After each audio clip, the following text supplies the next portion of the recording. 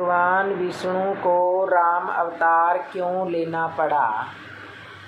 2 श्राप और 2 वरदान। अयोध्या में रामलला की प्राण प्रतिष्ठा हो गई है। हिंदी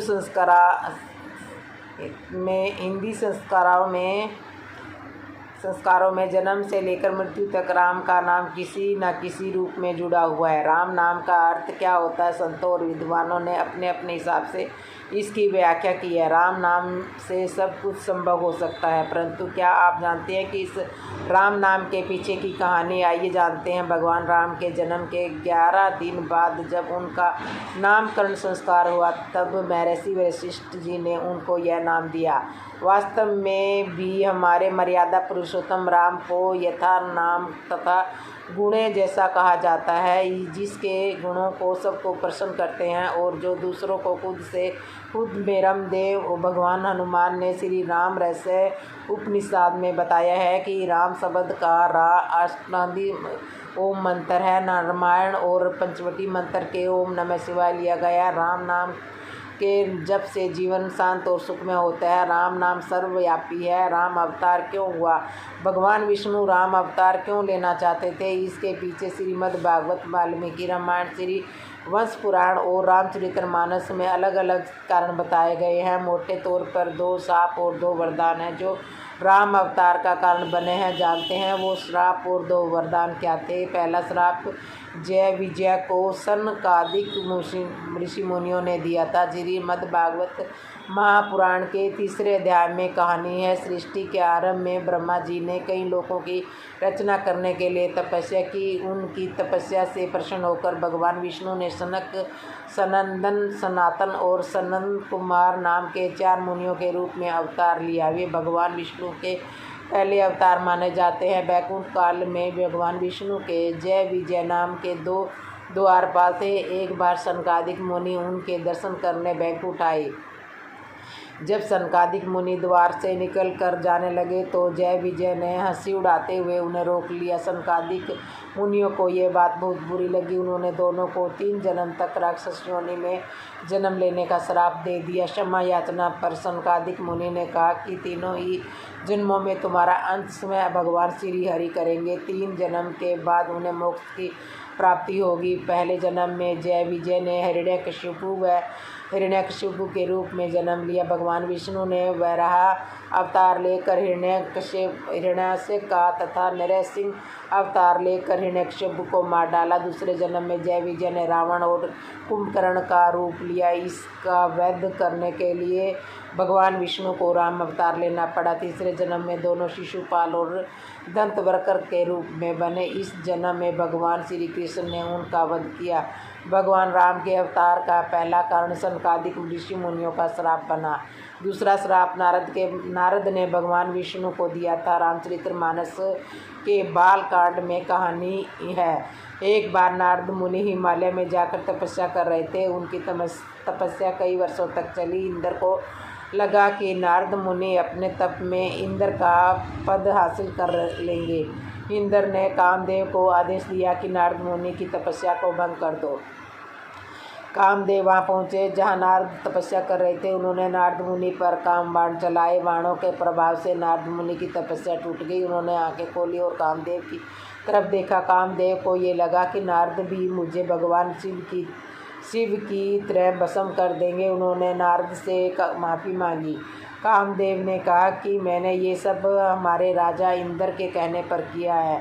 आपकी तपस्या भंग करने में मेरा कोई हित नहीं है। मैंने बस राजा की आज्ञा का पालन किया है। कामदेव में ऐसी बात सुन नारद मुस्कुराए और उसे क्षमा कर दिया। माफ़ी मिल गई और कामदेव ने कहा कि मैंने भगवान शिव की तपस्या भंग की है तो उन्होंने मुझे भस्म कर दिया है। उन्होंने काम को जीत लिया लेकिन क्रोध से हार गए। आपने तो क्रोध को भी जीत कर मुझे क्षमा कर दिया। आप तो शिव से भी बड़े सन्यासी हो गए हो। ये बात सुनकर नारद के मन में अहंकार आ गया।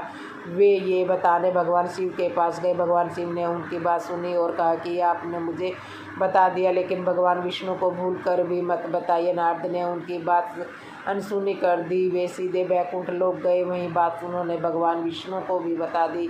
भगवान विष्णु समझ गए कि नारद को अहंकार हो गया, उनका अहंकार मिटाना होगा। भगवान विष्णु ने अपनी माया से एक नगर बसाया जिसका राजा था शील निधि और उसकी बेटी थी विश्व मोहिनी जिसका स्वयंवर होना था। नारद जब उस नगर में पहुँचे तो विश्व मोहिनी को देखकर वे सोचने लगे कि अब मुझे भी विवाह कर लेना चाहिए। उन्होंने भगवान विष्णु के पास जाकर कहा कि आप अपनी माया से मुझे अपना रूप दे दीजिए ताकि विश्व मोहिनी अपने स्वयंवर में मुझे ही चुन ले। भगवान विष्णु ने नारद का मुख बंदर जैसा बना दिया। विष्णु खुद स्वयंवर में पहुँचे और विश्व मोहिनी ने उन्हें अपना वर चुन लिया। नारद पर सब हंस रहे थे। वे देख नारद से भगवान विष्णु को श्राप दे दिया कि तुमने मुझे स्त्री वियोग दिया तो तुम भी मानव शरीर धारण कर 14 वर्ष स्त्री वियोग में भटकोगे। मुझे बंदर का मुँह दिया, ये भी बंदर तुम्हारी पत्नी को खोजने में सहायता करेंगे। नारद का ये श्राप भगवान विष्णु ने ग्रहण किया। इस तरह दूसरा श्राप राम अवतार का कारण बना। जब बातें 2 वरदानों की। पहला वरदान विष्णु ने मनु और शतरूपा को दिया।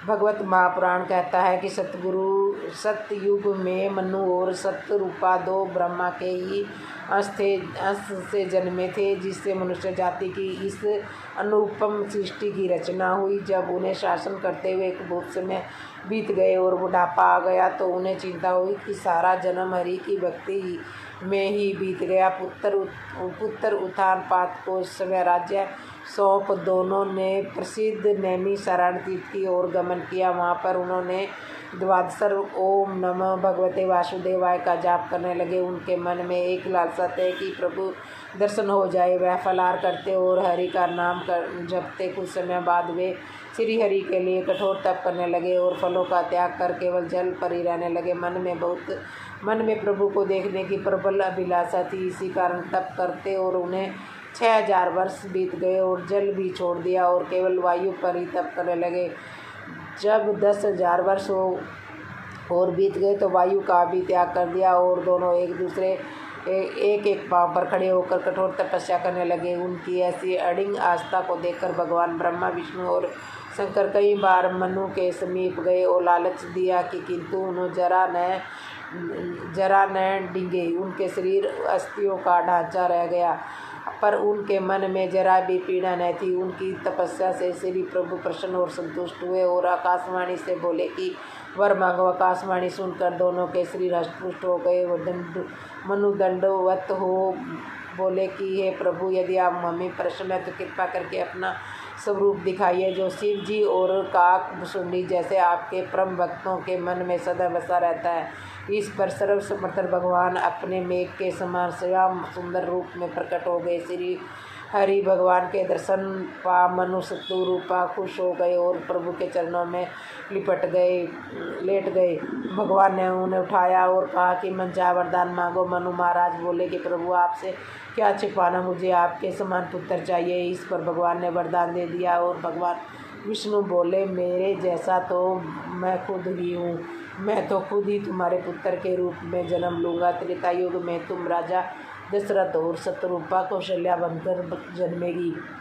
मैं तुम्हारे पुत्र राम के रूप में जन्म लूँगा। महारानी शतरूपा ने भी कहा कि जो वर मेरे पति महाराज मनु ने मांगा मुझे भी यही अच्छा लगा। कुछ समय पश्चात मनु और शतरूपा अयोध्या के राजा दशरथ और महारानी कौशल्या के रूप में जन्म लिया और सर्वशक्ति श्रेष्ठ भगवान उनके घर इच्छा निमित्त भगवान के रूप में श्री राम होकर आए।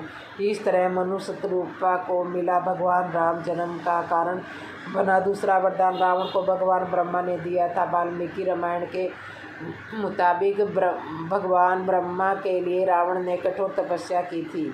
ब्रह्मा प्रसन्न हुए। रावण ने वरदान मांगने को कहा। रावण ने कहा मुझे 4 अमर होने का वरदान दीजिए। ब्रह्मा ने भी जवाब दे दिया कि संसार में कोई भी अमर नहीं है, जो पैदा हुआ है उसे मरना ही होगा। हाँ, तुम्हें अपने मरने की परिस्थितियाँ खुद तय कर सकते हो। रावण ने कहा ठीक है, आप मुझे वरदान दीजिए कि मुझे कोई देवता या दानव ना मारे, कोई नाग किन्नर गंधर्व या गण या कोई देवी भी ना मारे, मुझे कोई हिंसक पशु भी ना मारे। ब्रह्मा जी ने उसे वरदान दे दिया। रावण ने मनुष्य और वानर ये 2 छोड़ दिए, क्योंकि उसे लगा कि जब कोई नहीं मार सकता तो नर और वानर ये दोनों उसे कैसे मार पाएंगे। रावण को ब्रह्मा का ये वरदान भी कारण था कि भगवान विष्णु को मानव रूप में राम अवतार लेना पड़ा, क्योंकि रावण को कोई साधारण मानव नहीं मार सकता था।